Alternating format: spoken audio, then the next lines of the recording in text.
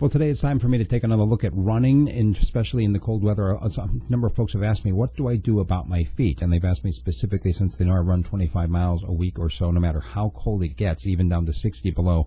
Well, what do you do about your feet? A couple of different things. First and foremost is warmth. Secondly is how dry they are. And the third thing is traction. First of all, to keep your feet warm, best thing I can possibly advise you to do is keep moving. I have hot feet, always have.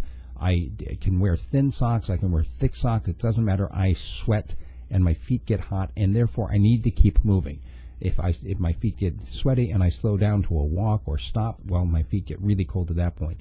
There are some days, like when it's minus 20 or minus even 40 or 50, a lot of the factor has to do with how wet my feet get, like if I'm running through snow versus just running on pavement or on the sidewalk.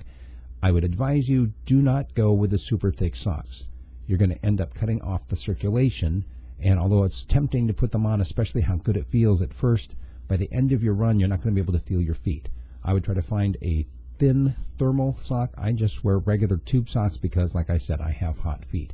For you, try something maybe a little thinner, but definitely some kind of a thermal brand for your feet. Secondly, in terms of keeping them dry, in fact, I'll probably do a specific podcast just on dry socks. So important to have dry socks. And as soon as you get back from your run, take your socks off and put on something warm. Even before you take a shower, get your feet dry and warm, just naturally. You don't have to stick them in hot water. That's actually probably would damage your feet.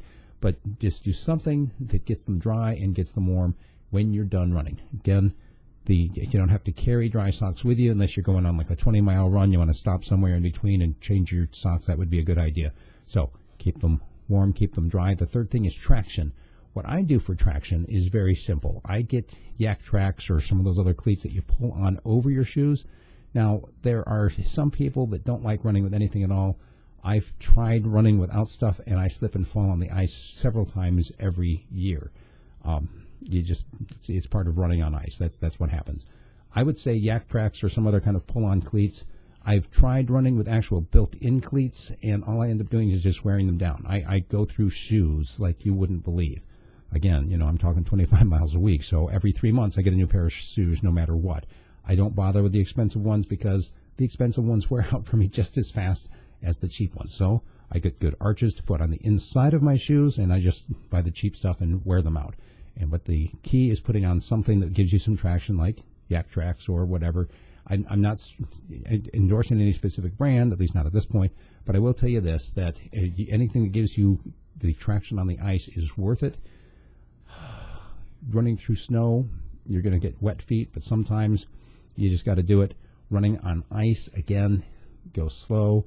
Don't run like it's summertime, because it's not. One last thing, my friend of mine has suggested that I put duct tape over my shoes to cut down on the airflow throwing through there, and I've thought about it. I haven't tried it yet, again, because I do get such hot feet. For me, I'm thinking that having something that's going to make my feet hotter may not be the best bet for me, but you might want to try it if you have cold feet while you're running. So there you have it, running in the cold. Keep trying, keep doing it. Go slow, go fast, go long, go short, just go. And that's what I got. If you like what I'm doing, please support me on my website, radiofreespeech.com. If there's a topic you'd like me to address, send me an email, steve@radiofreespeech.com. Thanks.